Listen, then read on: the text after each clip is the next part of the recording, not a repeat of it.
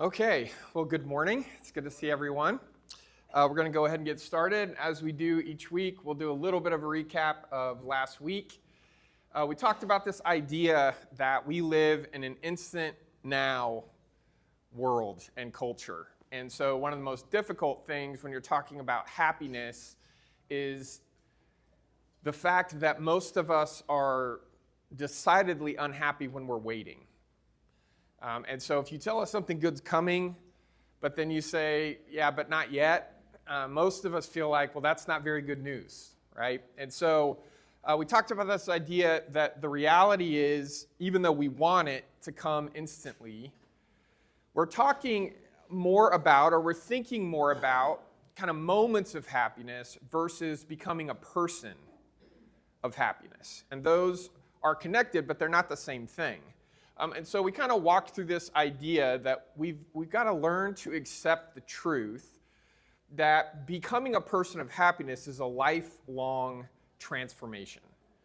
Now, we're going to talk about this morning a little bit. Some of you have a genetic advantage over me for this to be your experience. We'll be talking about that in a moment. But regardless of your starting point when it comes to just how happy you tend to feel on a daily basis versus how much frustration or disappointment or sadness you're dealing with, it's something that you're going to have some patience and intentionality to grow into. So we talked about this idea of having feelings of happiness comes and goes, being a person of happiness gradually grows. And we walked through a bunch of different factors in that, but what we tried to end class with some practical ways to think about this, which is moments of happiness happen in a flash. Lasting happiness happens slowly over time, right? So again, I'm not interested in belittling surges of happiness that you have wherever they come from. And for you, that might be fishing or hunting or hiking. For some of you, it might be running a marathon. I don't know how anybody enjoys doing things like that, but there are millions of people who enjoy doing things like that, right? For some of us, it's getting lost in a good book. Whatever it is, I'm not wanting to cheapen it, but I am wanting us to be honest about the fact that when we have these moments of happiness, usually what happens in our lives is we try to make them last longer and be even more intense the next time in order for the same level of happiness to kind of surge through us. So if I go to a concert and it was great, the next concert's going to have to be even better for me to feel the same level of happiness that I felt the first time. And so one of the things we talked about was that's an unending pursuit that can consume you, where you're constantly chasing after those moments, but you can't force them to happen. A lot of the times they just unfold on their own. They typically come from the outside.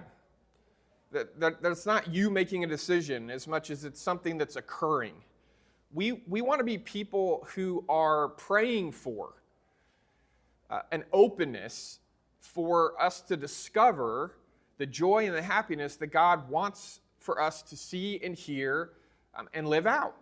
And if you're too exhausted, if you're too busy, if you've got too much going on, if you're too distracted, it's easy to miss the things that God is doing in your life that could make you happy, that could make you have those kinds of experiences. And so we want to focus on cultivating ourselves within. And then as great as it is to have happiness when your football team wins or your baseball team wins, there's a deeper kind of joy and happiness that we want that comes from God. And so, again, all truth is God's truth. I think all true joy that happens in your life comes from God, whatever form it takes. So you don't want to take credit by yourself to say, I've figured this out, I've cracked this code. You want to have a spirit of gratefulness and thankfulness that you got to have that moment with God and with other people. Okay, so today what I want us to shift to think about is happiness is easier to experience than it is to describe. And as we look, we're going to look at lots of kind of sociological studies this morning in addition to Scripture, where you have these different scientists and researchers trying to figure out, okay, what is happiness? Does everybody agree? Spoiler alert, they don't. But then there are some basic elements of life that pretty much belong in everybody's understanding of happiness. They may say it differently, they may express it differently, but there are some common traits. And so one of the things we want to tap back into is this idea that while scientists can measure it, I mean, they really can, to a depressing degree. There's a science to happiness, or at least they think there is, right? They also know that it's very difficult, even when they've kind of defined it, and they try to figure out how many people in our world are happy, they still can't make it happen. Because, again, one thing that works one day may not work for you the next day. And so we're going to talk about, okay, what does it mean for us to be people who realize there's some limitations here to our ability every single day for everything to go perfectly the way we want it to. If that's what your happiness is built on, you're going to be disappointed all day long, right? You may have a few moments here and there that go exactly the way you hope, but if the whole day has to go that way for you to feel joy and some sense of contentment, you've kind of decided ahead of time to have loaded expectations that no regular life could live up to, right? So I want to begin with two texts that both come to us from the Gospel of Luke that are kind of talking about true life, real life. So this first story here, Luke 7, if you remember, John the Baptist has some idea of the kind of life Jesus is supposed to make possible. And we don't know exactly what John's expecting that Jesus isn't living up to. But most scholars say the way John seems to be expecting things to go differently is that he's hoping that his cousin Jesus isn't just going to offer a different kind of life from a spiritual perspective, but he's going to become a military leader and overthrow Rome. And so when Jesus doesn't do that, and John's in prison thinking, hey, I'm willing to be in prison if you're going to set all of our people free from Rome, but now I'm disappointed. And you've also got to think about how difficult this was for Jesus to hear word from John's servants that his own cousin was losing faith in him because he was disappointing him, right? He wasn't living up to his expectations. And so he says to John's disciples, I want you to go back. Go report to John what you've seen and heard. Because these servants have been around Jesus while he's doing his ministry. It's a teaching ministry. It's a healing ministry. He says, those who are blind are able to see. Those who are crippled now walk. People with skin diseases are cleansed. Those who were deaf now hear. Those who were dead are raised up. And good news is preached to the poor. Happy is anyone who doesn't stumble along the way because of me. Okay, now, we're going to say a lot more about this throughout this series, which is Jesus has his own understanding and definition of what makes us happy, what brings us joy. And there's lots of ways to describe it, but the most basic way to describe it is that Jesus lived a life of meaning and purpose for the sake of other people, and he believes that's the best life to lead you to joy.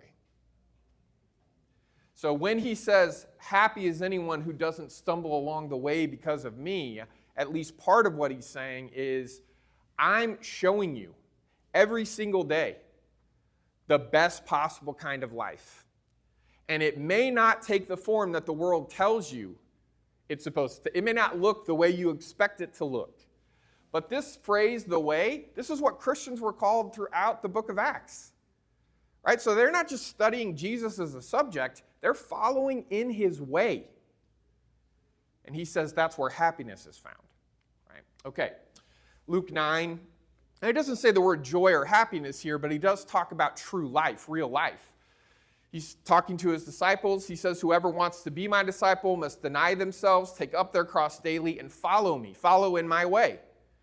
For whoever wants to save their life will lose it, but whoever loses their life for me will save it. What good is it for someone to gain the whole world and yet lose or forfeit their very self, their soul? Now, I think most people in our world would say that happiness is found if you could gain the whole world. And Jesus is saying that may be tempting. You may think that's how you're going to find the life that you want, but you could lose yourself in that pursuit. Okay, so I want this to be the foundation of what we're thinking about as we look at some of these studies. There's actual math in today's class, I hate to tell you. It's not quite algebra, but it feels a little like algebra to me, because researchers feel like they've uncovered a happiness formula. I'm sure that's what you came for this morning, right? So here we go. H equals S plus C plus V. Does that get your heart racing as you think about happiness? Okay, what does this mean? That the level of happiness you experience is determined by your biological set point. This is bad news for me. We'll come back to this in a second. You have a setting, okay? If you've spent any time with Mark Hanner and Bob Benham, I don't need to say anything else. You have a natural setting. You're either Thumper or Eeyore. Okay? And you're better off knowing that about yourself. Okay? By the way, this is a substantial part of your experience of happiness. Secondly, you add to it the conditions of your life. Now, I would say in our world, most people don't even know there's a biological set point. They may kind of feel like, well, some people are downers and some people are fun to be around, right? But we kind of place a lot of our focus on our happiness on the conditions of our life. Okay? And we'll come back to that in a moment. The last is your voluntary activity, what you do. How you live in response to these two things. Okay? So let's talk about this for a moment. What's this happiness set point? Well, it's a person's natural, stable level of happiness, which is largely determined by their unique genetic background. You come into the world with this set. And major life events can alter it. Now, by the way, the more I read into this made me feel a little better. It's less like you're set to 72 degrees, and it's more like a range. Okay? So it's not precise like this is the happiest you can ever get. Sorry, deal with it, right? It's more, you either tend to be kind of a person who looks at the glass half empty, or you're kind of in the middle, or you're kind of at the top. So if you think about it in large thirds, right? They overlap some. It's not a narrow thing. And so major life events have some impact on this. If you lose a child, if you lose a marriage, if you get your dream job, right? There's things that could move it up or move it down. But over time, this is the key insight. You tend to go back into that range. Which is really good news, by the way, for those of you who are like Mark Hanner, because what that means is even if, and I've actually seen this family do this, even if they have to face significant struggles, over time, they're going to be more hopeful about that than I would be if everything was going right for me. Right? And so this is partly the gift of community. You don't want to be in a church where everybody's the bottom third. And I've been in those churches. Right? I'm at home, but it's not exciting. You want to have people from all of these areas because we all, there's just the giftedness of that. Okay, so external life conditions. So there's a whole host of conditions that researchers have said, okay, when you're looking at the raw ingredients for what makes someone say, I'm living a pretty good life, I'm happy with my life. And these are kind of surprising to me. I would not have expected these to be the ones that, because there's billions of people, which means there's, I don't even know, billions of ways to talk about this, right? But when they start to group them, they fit in these categories. The first one is the level of audible noise that you are constantly surrounded by.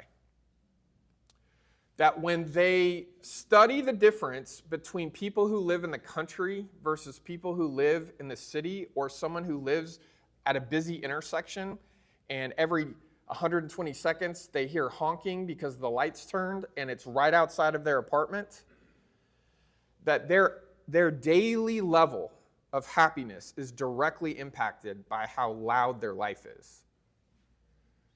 Okay? So for some of us, this is good news. For some of us, this is bad news. If you have a 2 or 3-year-old, sorry, it's going to take a little while. And you know in your own life how much different your sense of peace at home is once you get past having a screaming little human in your house, right? If your job, if the place you work is super loud and you can't ever get a moment of quiet, it starts to really wear on you. Okay? Second is your commute. There are people, Lauren and I, when I first left ACU with my Master of Divinity, we went and I was preaching at a bedroom community outside of the San Francisco, Oakland Bay area. We had, most of the people in our church drove over 2 hours one way to work and home again. That does something to your quality of life. It wears on you. And unless you have, a Tesla that's going to drive you or whatever, it's not just the stress of 2 hours gone. It's idiot drivers around, all that.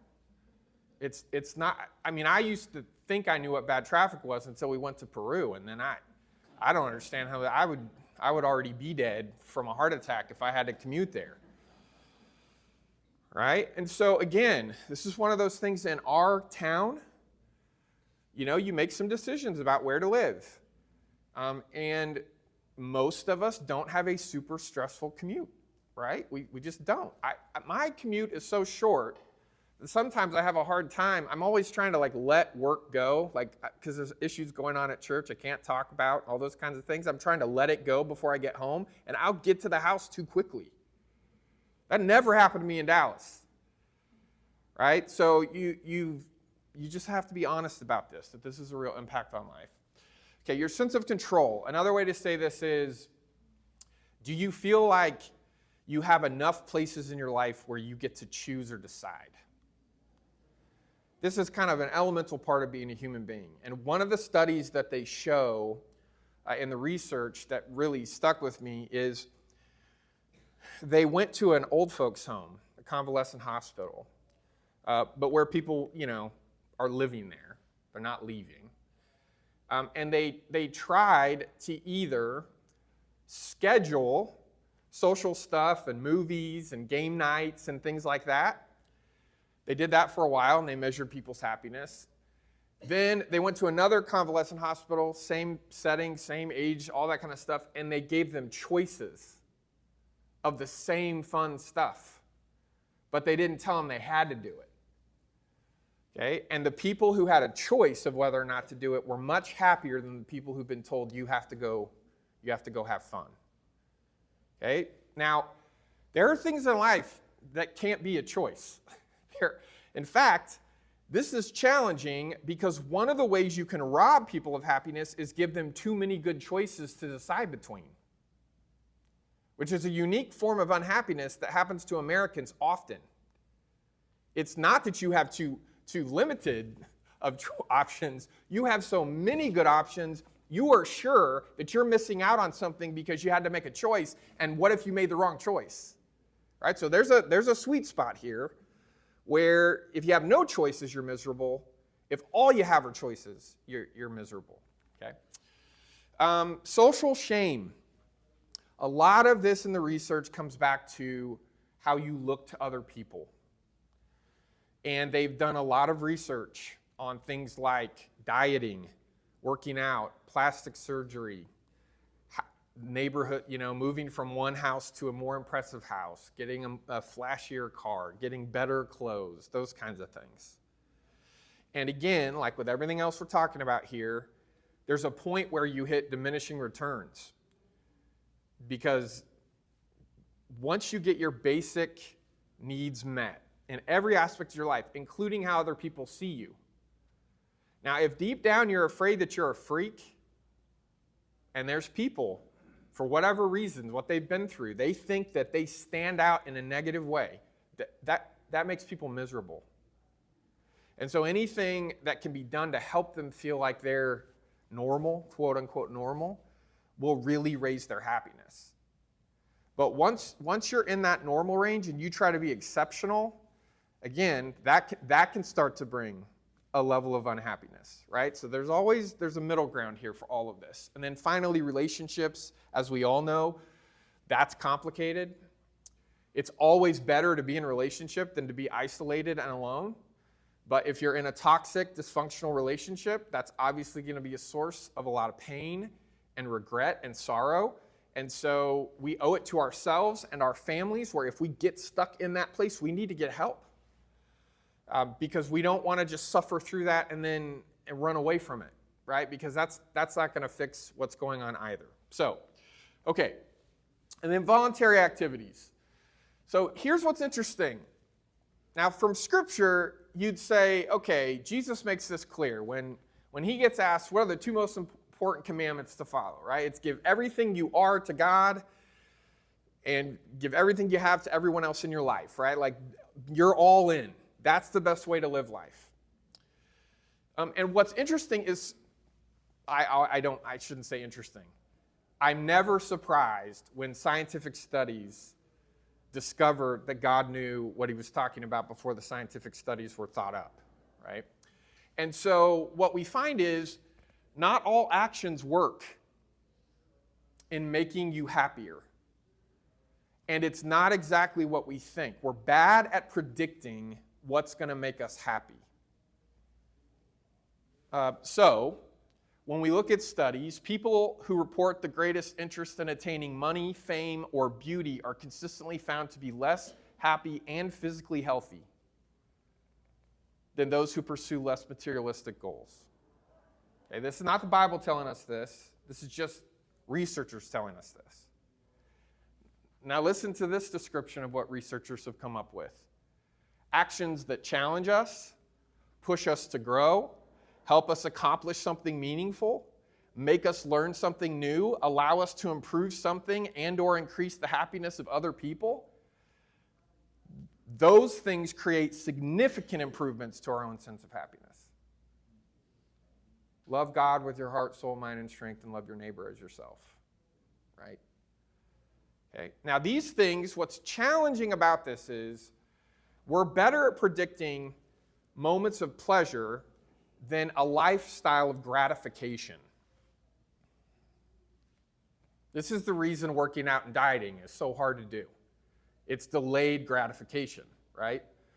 I've been feeling cruddy the last, year or so. And so I've been trying to be active and to get out there and do things, and I hate it the entire time. And I keep trying to figure out, it's like, okay, I've been doing this for a year and I don't see a lot of progress here and I'm grouchy. That can't make anyone happy, right? But part of it is, I don't want to die when I'm 72 from a heart attack. If you're 72, I just picked that out of the sky, okay? Like, I have a long-term goal here and it's worth some short-term pain. But I have to keep reminding myself of that because I'd rather just sit on the couch and eat Ruffles with ranch dip. Like, that's what I want to do, which will be a second of pleasure. We're really good at predicting what's great the next 5 seconds. We're really not good at thinking through, okay, but who do I actually want to be long term, and am I willing to make these things challenge us, push us to grow, help us accomplish new things? That gives you a deep foundation of, I feel good about who God's helping me to become. I'm not there yet, but I'm on the right path and I'm going the right direction. That kind of foundation will give you daily joy that moments of pleasure here and there, it just doesn't work. Okay, it doesn't accumulate the way we think it will. Okay, so here's the question. What's the breakdown? Well, unfortunately for me, half of this is pretty much set. 10% of it is the external conditions that I obsess over. I think external conditions are like 80% of what makes me happy or not happy. I'm wrong. It's only 10%. And then what I choose to do is almost as powerful as my set point. That's a really important thing to remind yourself of when you start to blame how things are going in your life for whether or not you have a sense of joy. Okay? It's real. It makes an impact. They can measure it. It's just not as big of a deal as I want to make it. The reason I think I'm drawn to blaming everything on this is I'm not responsible for that. It's not me being, Eeyore here. So I can't feel bad about, that's just how I am. And it's not how I'm handling things. It's just what's happening to me. Now, in a moment, that might feel better, right? It's like eating spiritual junk food. But if you live your life with a victim mentality of what's happening to me is I can't do anything about it, well, you may not be able to change it, but you always have the power to choose how you're going to respond to it. And you need to be reminded of you have that kind of ability to look at what's going on in your life and choose to respond in a way that will build your overall sense of happiness and joy. It's not easy, but it is possible. In John chapter 8, Jesus is interacting with some of the Jewish leaders, and as usual, they're kind of having an argument. And one of the things they argue over is who is he exactly, right? And some of the people are saying, well, he's the Messiah. He's the military leader that is going to deliver us, just like John, his cousin. Other people are saying, well, he's the Son of God. And that's the problem for the Jewish leaders because they don't believe that's possible. Right? They think that's blasphemous for any human being to claim to be that. And so, who are you? Jesus replied, I'm exactly who I've claimed to be from the beginning. I have many things to say in judgment concerning you. Uh-oh. You don't want Jesus saying that line, right? The one who sent me is true, and what I have heard from him I tell the world. They didn't know he was speaking about his Father. So Jesus said to them, when the Son of Man is lifted up, then you will know that I am. This is the same term that God uses at the burning bush. So guess what Jesus is saying? He's God. Okay? Then you will know that I do nothing on my own, but I say just what the Father has taught me. He who sent me is with me. He doesn't leave me by myself because I always do what makes him happy. Now, if you read how he's described his relationship with the Father, if he does what makes God happy, he's also doing what? What makes him happy? Because they're one and the same. And the thing I want us to think through here is you and I are not nearly as close to God as Jesus is. But we are created to get closer and closer to our Heavenly Father. And if this is true for Jesus, if what makes Jesus happy is doing what makes God happy, you're creating the image of God, right? So the things that bring joy to God will bring joy to you. And God is not living a life where he gets everything he wants. He's living a life where he's trying to sacrifice to be closer and closer to anyone who's willing to be in a relationship with him. That's how God chooses to relate to us, to interact with us. He's showing us that's a better way. But our world is slow in coming to terms with that.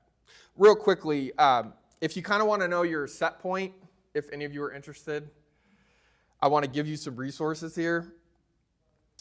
So later during the sermon, if I'm boring you and you need something to do with your mind, here's kind of the top tests online. These are not tests that you're going to see on Facebook, like personality tests, like which, Harry Potter house would you belong to.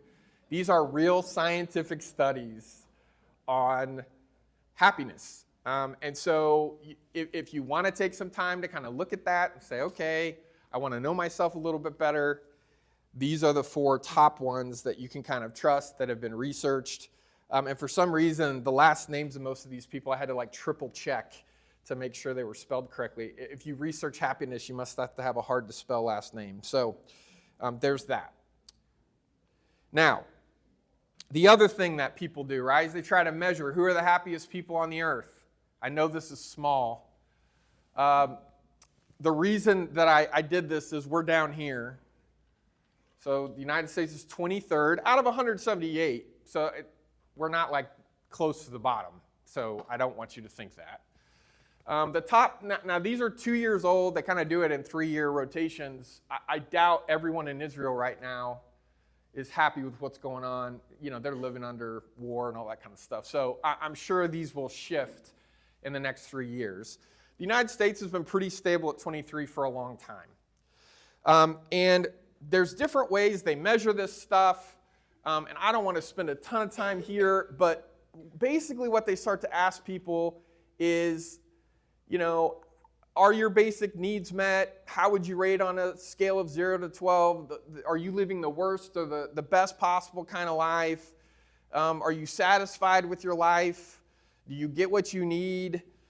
They talk some about worry and anxiety and things like that. And then this Greek word, eudaimonia, means flourishing. So do you feel like you're not just surviving but thriving? So these are kind of the questions that the World Happiness Report people use to figure this stuff out.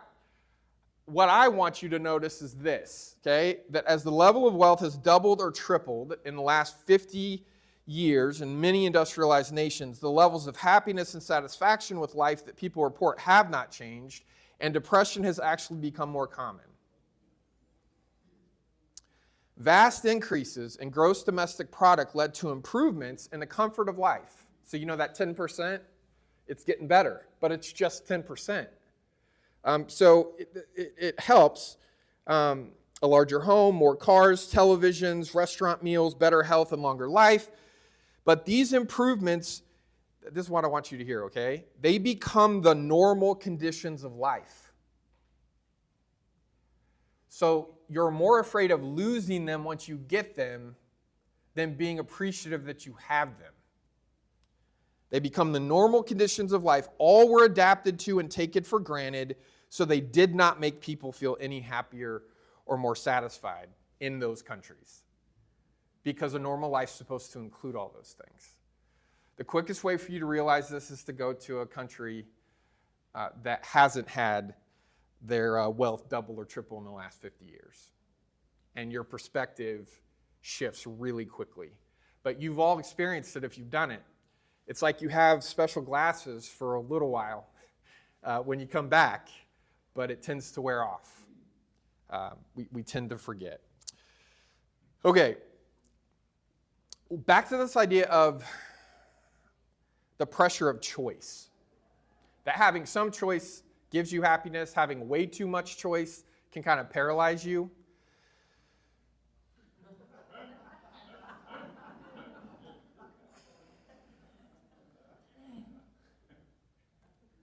If your happiness this week had anything to do with either of these pictures, I am sorry.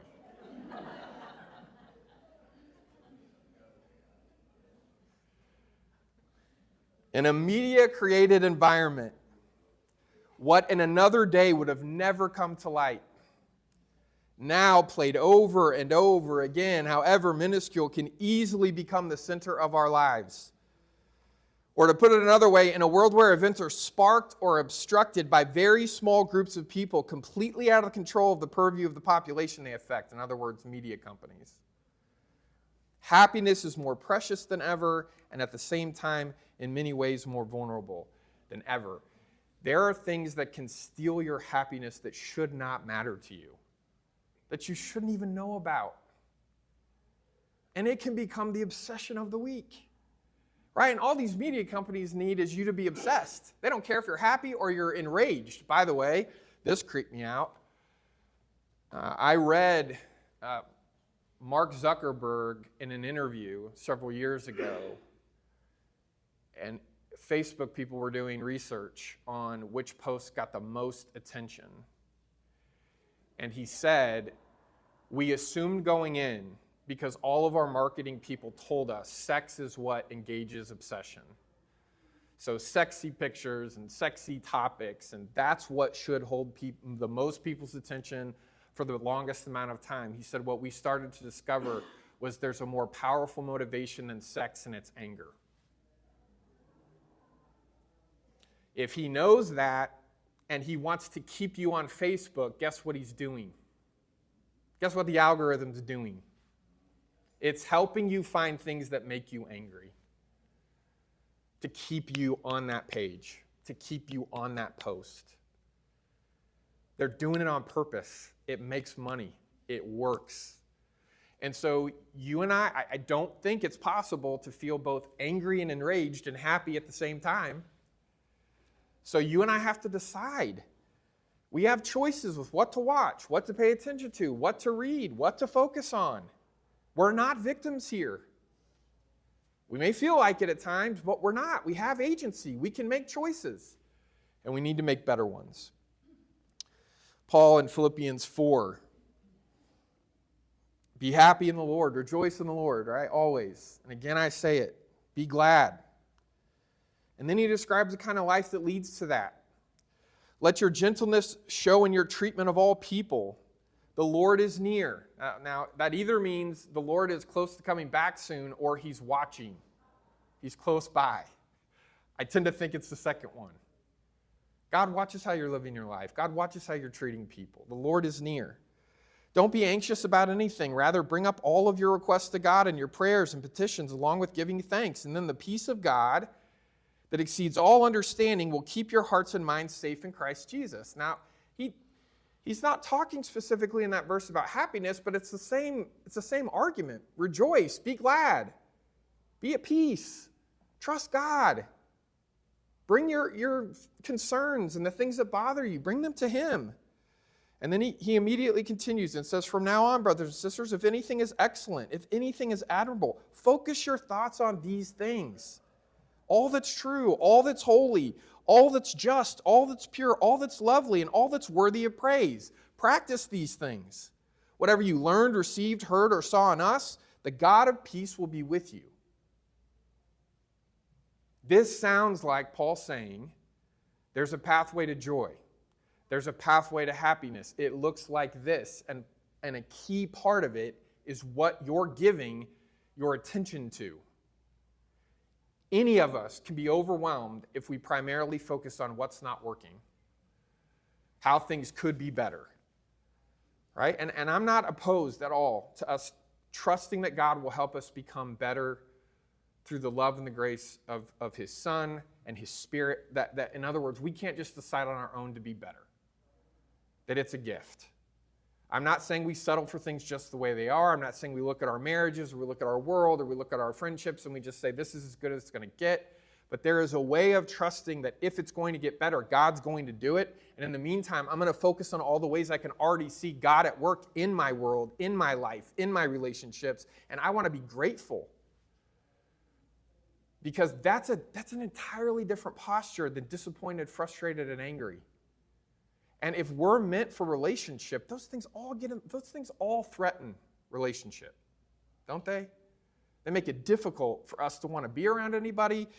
And I have feedback in my own life that tells me it makes me difficult to be around. The level of your happiness that you experience is determined by your biological set point, plus the conditions of your life, plus your voluntary activities. You and I need to focus more on this third one than the second one. If your happiness is determined by your ability to control the conditions of your life, you're going to be anxious and stressed out and frustrated. If you can say, that's only 10%. I have a lot more of my heart and my soul that's freed up to decide how am I going to respond to what I'm going through and how can God help me. This is the key to true and lasting happiness. Thanks for coming to class. We'll gather together and worship in just a few minutes.